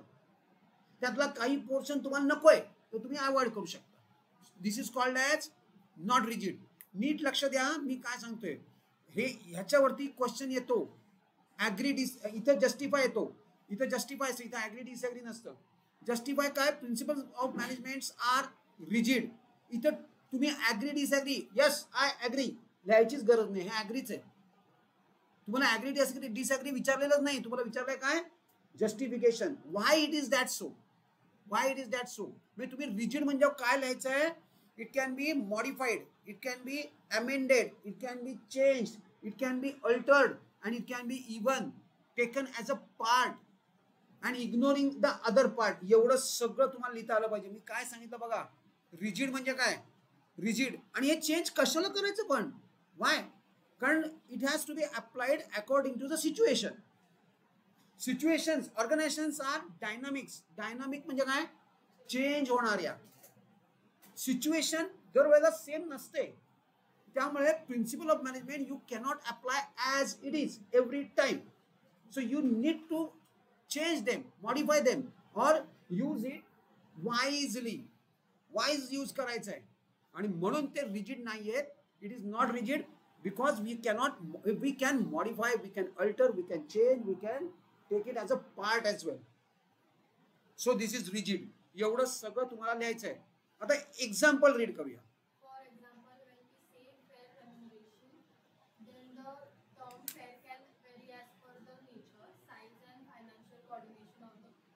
बघा एक्झाम्पल दिलं मी, प्रिन्सिपल कसं वापरायचंय. काय आहे, फेअर रेम्युनरेशन. तुम्ही हे वर्ड ऐकलं असेल. तुम्ही आता पुढे जाऊन एम्प्लॉयमेंट मध्ये जाणार. इन्फोसिस माहिती आहे ना, TCS, विप्रो, पर्सिस्टंट, ह्या सगळ्या कुठल्या कंपन्या आहेत, IT कंपनी आहेत. मग सगळ्यांच्या तिथले सगळे जे लोक काम करतात तिथं सगळ्यांचं फेअर रेम्युनरेशन आहे का, आहे, फेअर रेम्युनरेशन आहे. पण मग याचा अर्थ फेअर रेम्युनरेशन, याचा अर्थ सगळीकडे सेम सॅलरी आहे का सगळ्यांना, नाही का. अरे चला अकाउंटचं डिपार्टमेंट, चारही मध्ये अकाउंट डिपार्टमेंटच्या लोकांची सॅलरी बोला. हे काय, हे काय, हे बघा, हे it is this. The nature of company may be different, size of company may be different, financial condition of the organization may be different, and accordingly त्या प्रत्येक कंपनीने फेअर रेम्युनरेशन सेट केलंय. एखादी मॅन्युफॅक्चरिंग कंपनी असेल आणि IT company, दोन्हीकडे अकाउंट्सच department आहेत, दोन्ही अकाउंटंटच आहेत, पण तरी सुद्धा सॅलरी वेगळी असू शकते. Fair remuneration is according to the nature, size and financial condition of the organisation. पण it has to be fair. आता फेअर म्हणजे काय, फेअर म्हणजे दुसऱ्या कोणाच्या रिलेटेड अनफेअर नको. आता इनसाइड इन्फोसिस आपण डिस्कस करूया. Suppose there are 2 accountants, same एक्सपिरियन्सचे लोक आहेत, त्यांची सॅलरी सेम असू शकते, स्टील नॉट, तरी सुद्धा नाही. कारण एखाद्याचा स्किल सेट वेगळा असू शकतो आणि दुसऱ्याचा स्किल सेट वेगळा असू शकतो. पण ती फेअर आहे का, म्हणजे त्याच लेवलला दुसऱ्या एका ऑर्गनायझेशन मध्ये जर पर्सन असेल त्याला तेवढी सॅलरी आहे तेवढी तुमची कंपनी देते का, that we can say fair. Fair असलं पाहिजे. याचा अर्थ कमी आणि जास्त असं मोजायता येणार नाही. फेअर याचा अर्थ वाटेल तेवढ्या सॅलरी द्या, असं होणार नाही. ज्याचं एज्युकेशन लेवल नाही त्याला तुम्ही 1,00,000-1,50,000 रुपये सॅलरी देणार? बीकॉम झालेला मुलगा आहे किंवा मुलगी आहे आणि तिला तुम्ही किती सॅलरी देणार? बिगिनर आहे, एकदम 15-20 लाख रुपयाची पॅकेज मिळेल? नाही मिळेल. कसं मिळेल? कारण fair, that is fair remuneration in accordance to the experience, expertise, skills आणि एज्युकेशनल बॅकग्राऊंड. ह्याला सुद्धा फेअरनेस म्हणणार. मी काय म्हणलं कळलं? म्हणजे तुम्ही तुमच्या भाषेत सुद्धा लिहू शकता. हे बघा मी काय सांगतोय, कॅन्डिडेटला फेअर रेम्युनरेशन कसं देणार? त्याच्या एक्सपिरियन्सवर डिपेंड आहे. त्याला किती 25 वर्षाचा एक्सपिरियन्स आहे, मग त्याला सॅलरी जास्त असणार. सेकंडली त्याला किती नॉलेज आहे, त्याचं एज्युकेशनल लेवल काय आहे आणि त्याचा एक्सपर्टीज काय आहे. एक्सपर्टीज म्हणजे तो कशात एक्सपर्ट आहे आणि त्याच्याकडे काय स्किल सेट आहे, त्याला काय काय येतं, याच्यावर फेअर रेम्युनरेशन डिपेंड आहे. म्हणजे तुम्हाला आता पुढे गेल्यानंतर you are going to face this problem. मला एवढी सॅलरी किंवा त्याला एवढी सॅलरी, मला एवढीच सॅलरी, ही जेलसी होतेच. जेव्हा तुम्ही इनसाइड जाता आणि एक एक सॅलरी ऐकता लोकांच्या, मग तुमचं डोकं फिरतं. असं घडतं आणि घडणार आहे तुमच्या बाबतीत. प्लीज तसं होऊ देऊ नका. Alright, next, principles are formed by practice and experiment. काल मी तुम्हाला FW टेलरचं एक्झाम्पल दिलं. त्यांनी काय केलं? त्यांनी फक्त एक्सपेरिमेंट्स केले आणि त्यांनी जे एक्सपेरिमेंट्स केले ते लोकांवरती प्रॅक्टिस केली. त्याच्या काही आता बघा ना, टाइम काय झालं, त्या वर्क करता करता एक त्याला असं अंडरस्टँड झालं. काल आपण एक डिस्कस केलं होतं की तुमच्यापैकी 4 जण आहेत, सगळ्यांना सांगितलं 100 युनिट्स, म्हणजे एक सर्टन टाइम दिलं, त्याच्यात त्यांना सांगितलं, स्टँडर्ड करून टाकलं की 100 युनिट्स व्हायला पाहिजे. काहींनी 90 केले, काहींनी 100 केले, काहींनी 110 केलं. आता 110 झालं. सो आता काय झालं, त्यांनी काय केलं, 90 वाल्याने काय त्याच्यावर त्यांनी एक्सपेरिमेंट केला की 90 वाला काय चुकलाय, मग त्याची मेथड चुकते का, मग त्यांना मेथड चेंज करायला लावली आणि मग त्याची प्रॅक्टिस केली. मग ते 100 वर आले का? आले, किंवा तरी सुद्धा ते 90 वरच राहिले. म्हणजे मग मेथड बरोबर आहे, काहीतरी हे चुकतोय, मोशन्स चुकत आहेत, म्हणजे बॉडी पार्टची मुवमेंट चुकते किंवा फ्लो ऑफ वर्क चुकतोय, ते सुद्धा त्याला सुद्धा मोशनच म्हणणार. म्हणजे एका मशीन मध्ये फक्त काही वस्तू उचलून ठेवायच्या, पण तो काय करतोय, लांब कुठेतरी त्या वस्तू आहेत, तो तिकडे जातोय, घेऊन येतोय, मग ठेवतोय. मग इन्स्टेड ऑफ दॅट त्यांनी काय केलं, त्यांनी एक ट्रे त्याच्या बाजूला ठेवला आणि त्या ट्रे मध्ये बाकीच्या एका माणसाला सांगितलं, तुझ्या सगळ्या वस्तू इथं आणून ठेव, आणि याने फक्त बसून पुटअप करायच्या. आता तो स्पीड वाढला, म्हणजे त्याच्या 100 नाही 150 व्हायला लागले.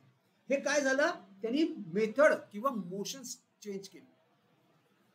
दिस इज हाऊ प्रिन्सिपल्स आर कशा फॉर्म झाले आहेत, प्रॅक्टिसनी. खरं तर एक्सपेरिमेंट्स आणि प्रॅक्टिस. पहिले एक्सपेरिमेंट्स केले. चला मी जसं सांगितलं असं, चला एखाद्या वेळेला आपण अकाउंटशिप आपण जर सॉल्व्ह करतोय त्याची मेथड बदलून बघूया, जास्त वेळ लागतोय का कमी वेळ लागतोय. This is application of principles of management. मग याच्यात काय होईल, फार तर फार जास्त वेळ लागेल, जास्त वेळ लागला तर आपण ती मेथड घेणार नाही. मी काय म्हणतो कळतं का बघा. मग असंच प्रिन्सिपल्स ऑफ मॅनेजमेंट आर इव्हॉल्व्ड. कशाने? Experiments and practices. Different experiments केलेत, पण हे कशासाठी केलंय सगळं, develop gradually with through out the research work. एक तर रिसर्च वर्क तर करावंच लागेल, आणि शिवाय जसं मी म्हणतोय की हे काय करायचं आहे, systematic observations and experiments are conducted before developing them. आणि नंतर काय करायचं आहे, प्रॅक्टिस करायची. कशाची प्रॅक्टिस करायची आहे, तुम्ही जे प्रिन्सिपल्स किंवा जे काही मेथड शोधून काढल्या त्या प्रॅक्टिसमध्ये खरंच त्याचं काही रिझल्ट येतोय का. ते जर रिझल्ट येत असतील तर त्याला प्रिन्सिपल म्हणून डिक्लेअर केलं. तोपर्यंत प्रिन्सिपल म्हणून कोणाला सांगितलंच नाही. म्हणजे हे जे FW टेलरनी एवढा सगळा स्टडी केला, त्याच्यावर प्रॅक्टिस, हे पहिले त्यांनी सगळं शोधून काढला आणि त्याची प्रॅक्टिस केली. प्रॅक्टिस म्हणजे लोकांवरती ते एक्सपेरिमेंट केले आणि मग प्रिन्सिपल म्हणून डिक्लेअर केलं. Next, flexibility. हा सुद्धा अंडरलाईन आहे. अंडरलाईन काय इंडिकेट करताय, क्वेश्चन येणार. काय क्वेश्चन येणार, मॅनेजमेंट प्रिन्सिपल्स आर फ्लेक्झिबल. मला एक सांगा, रिजिड आणि फ्लेक्झिबल यात काय फरक आहे. पण आपण म्हणतोय ना principles of management are not rigid, म्हणजे दे आर फ्लेक्सिबल, म्हणजे हे दोन्ही सेमच आहे. येस, म्हणजेच आता बघा मी इथे तुम्हाला काही वर्ड्स दिले, can be change, adjusted, modified. म्हणजे खरं तर ना तुम्ही दोन्हीला एकच आन्सर लिहू शकता, कारण meaning is same. It is not rigid means it is flexible. Flexible, तुम्ही प्लास्टिक घेतलं तर त्याचं वागतं बिकतं सगळं होतं, त्याला म्हणतात फ्लेक्झिबिलिटी. फ्लेक्झिबल काय आहे, can be change, adjusted, modified, अजून काय काय करू शकतो आपण. पण मला एक सांगा, चेंज करायचं कशाला, का? कारण management is dynamic. Every situation is not same. Management सगळं सेम नसतं. आज मी तुम्हाला एका पद्धतीने सांगितलं, उद्या परत तुम्ही काहीतरी वेगळं घेऊन येणार माझ्याकडे आणि मला वेगळ्या पद्धतीने तुम्हाला शिकवावं लागेल, सांगावं लागेल. सेम तुमची जर एखादी कन्सेप्ट असेल तर मला ती नेक्स्ट टाइमला वेगळ्या पद्धतीने एक्सप्लेन करावी लागते. सिमिलरली तुमच्याच बाबतीत तुमचं सुद्धा, आर यू फ्लेक्झिबल, तुम्ही फ्लेक्झिबल आहात का? म्हणजे काय, चला मी आता बघा फ्लेक्झिबल म्हणजे काय, तुमच्या करिअरच्या बाबतीत मी काय, बाय द वे तुमच्या करिअरचा ऑब्जेक्टिव्ह तुमचे तयार आहेत का नाहीत? मोस्ट ऑफ द स्टुडंटची ती नाहीत. तुम्ही किती म्हणलात ना तर ती नाहीत. मी सांगतो ना नाही आहेत तुमची तयार. काय करणार आहात तुम्ही, हे ठरलंय का? नसेल. आता फ्लेक्सिबिलिटी म्हणजे काय, सपोज हे नाही तर दुसरं काय, तेही नाही तर तिसरं काय, असं तुमच्या समोर रेडी आहे का? Then you are flexible. You are adjustable. तुम्ही ऍडजस्टमेंट करायला तयार आहात. Then flexibility. मग तसं ही मॅनेजमेंटची जी प्रिन्सिपल्स आहेत ना ती फ्लेक्झिबल आहेत.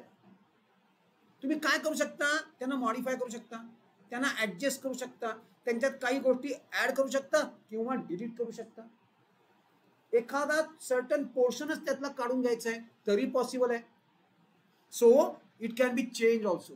So this is flexibility. आपल्याला 3 पॉइंट्सवर हा एक्सप्लेन करायचा आहे. कॅन बी चेंज, पण का, why, that also we have to explain. पूर्वश रीड करा.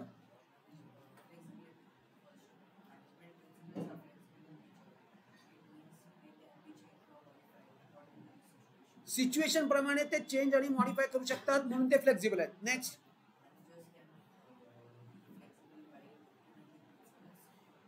सिच्युएशन प्रमाणे जेव्हा ती इम्प्लिमेंट करायची तेव्हा मॅनेजरनी किंवा मॅनेजमेंटनी ती, खरं तर मॅनेजरनी यूज करताना, इम्प्लिमेंट करताना ती चेंज करायची. सुरुवातीपासूनच नाही चेंज करायचे. चेंज कधी करायचे, इम्प्लिमेंट करताना. सिच्युएशन प्रमाणे, जर सिच्युएशन डिमांड करत असेल तरच चेंज करा, नाही तर चेंज सुद्धा करू नका, असं म्हणतोय आपण. Yes, next.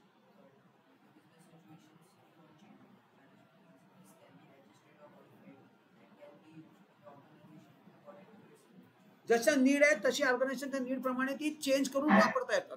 म्हणून मी ते वर्ड्स बघा पिकअप केले. काय, चेंज पिकअप केलाय, नंतर ऍडजस्ट पिकअप केलाय, बरोबर आहे. सो तुम्हाला हे पॉइंट, हे खरं ह्याला मेमरी बुस्टर्स असं म्हणतो. हे जे आपण पॉइंट दिलेत ना की तुम्हाला ह्या फ्लेक्झिबिलिटीमध्ये एवढे पॉइंट्स कव्हर करायचे. तुमच्या आन्सरमध्ये कुठेतरी काय काय आलं पाहिजे, वन्स अगेन काय काय आलं पाहिजे, ऍडजस्टेड, नंतर मॉडिफाईड आणि कॅन बी चेंज. म्हणजे तुम्हाला 4 मार्काला येणार आहे हेच येणार आहे बघा. हे management principles are flexible in nature, justify, आणि जवळपास शुअर शॉट आहे हा, जवळपास शुअर शॉट आहे हा, येतोच. आणि मुलांना तो लिहिता येत नाही, आय डोंट नो व्हाय, इतका सिंपल आहे तो. चला, बिहेवियरल म्हणजे काय की जे एम्प्लॉईज आहेत ऑर्गनायझेशन मध्ये त्यांच्या बिहेवियर चेंज करण्यासाठी आपल्याला प्रिन्सिपल्स वापरायचे. इंडियन कल्चर कसं आहे बघा, सांगतो मी तुम्हाला. सकाळी 9चा टाइम आहे, 9 वाजता यायचं आहे ऑफिसमध्ये. 9ला यायचं, up to 10 minutes are allowed. लोकांना कसं आहे ऑर्गनायझेशन मध्ये, तुम्हाला पहिली 10 मिनिटं किंवा 15 मिनिटं दिलेत, कारण ट्रॅफिक असतं वगैरे वगैरे, तुम्हाला घरून उठून यायचं आहे, परत लांबून यायचं आहे, म्हणून तुम्हाला ते 15 मिनिटं दिलेत. मग लोक काय करतात, 15 मिनिटं दिलेली आहेत ना, मग 9 वाजता कोणीच येत नाही. 9ला 15 मिनिटं असताना किंवा 9:10 वाजता 9:10ला मोस्ट ऑफ द स्टुडंट, हे स्टुडंट म्हणण्यापेक्षा मोस्ट ऑफ द एम्प्लॉईज 9-10 वाजेपर्यंत, 9 वाजून 10 मिनिटांनी येतात. बर, आल्यानंतर काय, तुमचं काय ते बॅग बिग ठेवले की चालले चहा प्यायला. मस्त 10-15 मिनिटं तिथे चहा पिणार, झाले 9:30. मग काय झालं, मग काल काय झालं, आज काय झालं, इथं ह्या मी गॉसिपिंग. आणि मग 9:45ला वेळ मूड लागला तर हे कामाला सुरुवात. मग हे काय आहे, we want to change this behaviour.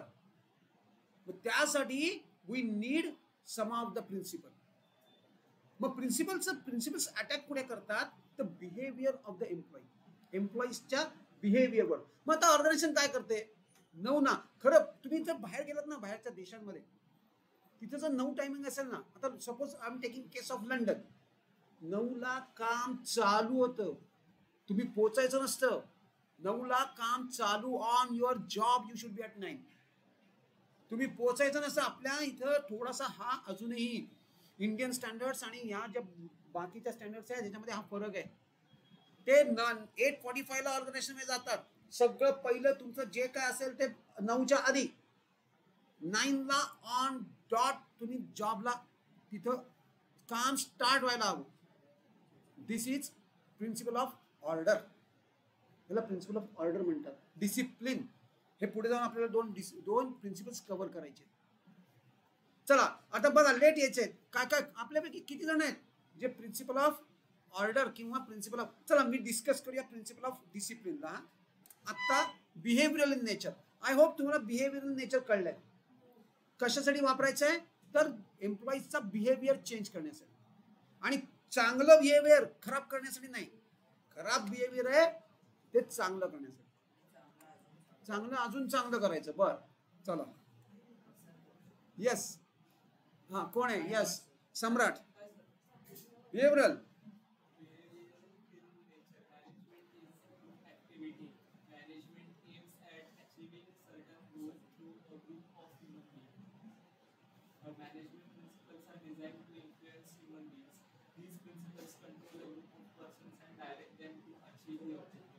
Behavioural म्हणजे काय करायचं, त्यांना डायरेक्ट करायचं, त्यांना कंट्रोल करायचं आहे आणि त्याप्रमाणे त्यांच्यावर बिहेवियरवर इफेक्ट करायचा. हे नेचर आहे principle of management. Cause and effect relationship मला आता तुमच्याकडनं हवं आहे. हे बघा, तुमची ऑर्गनायझेशन आहे, तुमच्या ऑर्गनायझेशनमध्ये कमीत कमी 50 वर्कर्स आहेत आणि ते सप्रेस आहेत. सप्रेस म्हणजे काय, तुम्ही वाटेल तसे त्यांना सांगितलं ते काय नाही, रोज 1 तास थांबायचं म्हणजे थांबायचं.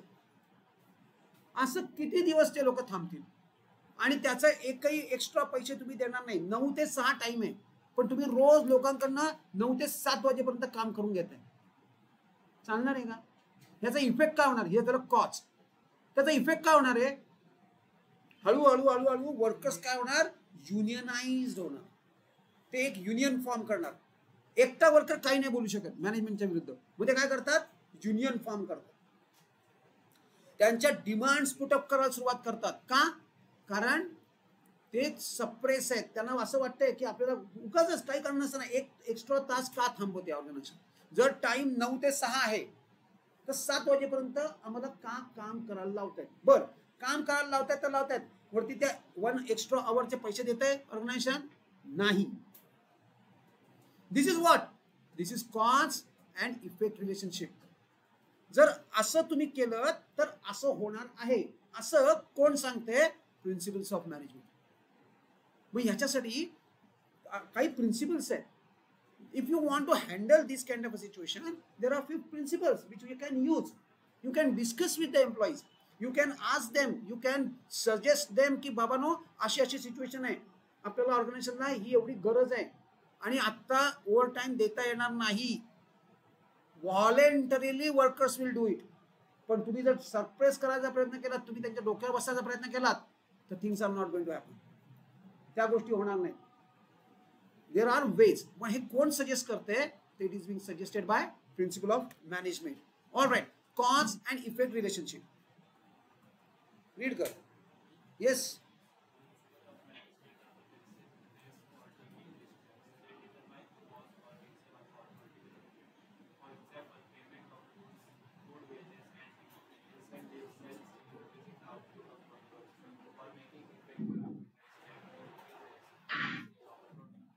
बघा त्यांनी एक्झाम्पल काय दिलंय, जर तुम्ही चांगले वेजेस दिलेत, इन्सेंटिव्ह दिलेत, तर परहॅप्स लोक काय होतात, मोर अँड मोर मोटिवेट होतात जास्तीत जास्त काम करण्यासाठी.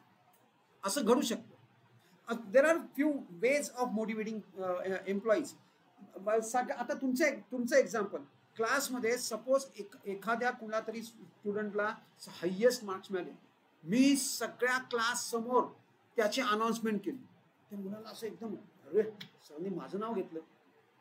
सिमिलरली ऑर्गनायझेशनमध्ये एक कुठला तरी वर्कर आहे, त्यांनी एकदम मस्त काम केलं, मग तुम्ही काय केलं, सगळ्या एम्प्लॉईजना एका कुठेतरी असेंब्ली हॉलमध्ये म्हणा किंवा कुठेतरी एक जागा आहे तिथं बोलवलं आणि त्याच्या समोर त्याला काहीतरी एक काय म्हणूया आपण, अप्रिसिएशनचं token of appreciation, yes token of appreciation म्हणून काहीतरी त्याला प्रेझेंट दिलं. त्यांनी काय होणार आहे, त्यांनी तो मोटिवेट होतो आणि बाकीचे पण मोटिवेट होतात, अरे असं काही केलं की आपल्याला प्रेझेंट मिळते किंवा सगळ्यांसमोर आपला गौरव होतोय. This is what, this is cause and effect relationship. This is cause and effect relationship. आणि हे कोणी शिकवलंय आपल्याला, प्रिन्सिपल ऑफ, किंवा हे नेचर कोणाचं आहे, nature is principle of management. Next, all सगळी प्रिन्सिपल्स इक्वल आहेत. आपण अजून प्रिन्सिपलला गेलेलो नाहीये. There are two persons who have given these principles, Henri Fayol आणि F.W. टेलर. हेनरी फेऑलची तर 14 प्रिन्सिपल्स आहेत आणि F.W. टेलरची 6 प्रिन्सिपल्स आणि 6 टेक्निक्स आहेत, म्हणजे जवळपास 12 झालेच, जवळपास 12 झालेच. सो डेफिनेटली यस, हे बऱ्यापैकी तुमचा टेस्ट घेणारे पहिला चॅप्टर, पण अगदी सिंपल आहे, अगदी सोपं आहे, काही कठीण नाही. All principles are equal. त्या सगळ्या प्रिन्सिपल्सना एक इक्वल इम्पॉर्टन्स आहे. मी असं म्हणत नाही देर आर फ्यू प्रिन्सिपल्स. मी बघा काय सांगतोय, principle of order, principle of हे डिसिप्लिन, किंवा principle of command, sorry principle नाही, command, unity of command, unity of direction, अशी काही प्रिन्सिपल्स आहेत. ही वेगवेगळी प्रिन्सिपल आहे. मग मी काय करणार, नाही नाही माझ्या दृष्टीने principle of order is very very important, बाकी सगळी काही एवढी इम्पॉर्टंट नाही आहेत असं मॅनेजमेंट ठरवणार आहे नाही. नाही, they cannot. They have to काय करावं लागेल, ऑल, प्रत्येक प्रिन्सिपलला इक्वल इम्पॉर्टन्स द्यायला लागेल, कारण अकॉर्डिंग टू सिच्युएशन, ज्या सिच्युएशन आहे त्याप्रमाणे प्रिन्सिपल आहे. सगळ्या प्रिन्सिपल, सगळी प्रिन्सिपल्स एकाच सिच्युएशन मध्ये अप्लाय होणार नाहीत. Therefore all principles are equal in importance. मी पटकन पुढे जातोय, अगदी सिंपल सोपं आहे. Now next, provides useful insight to the sorry significance सुरू केला आपण. What we will do, we will do it tomorrow. आपण उद्या करणार सिग्निफिकन्स.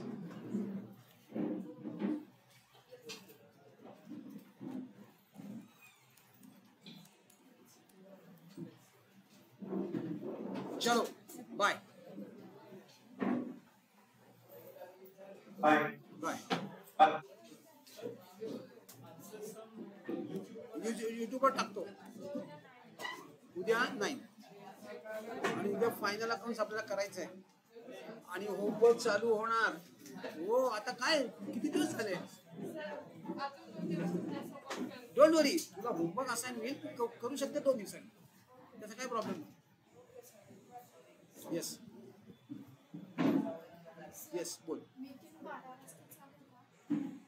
कधी 12 तर वाजलेच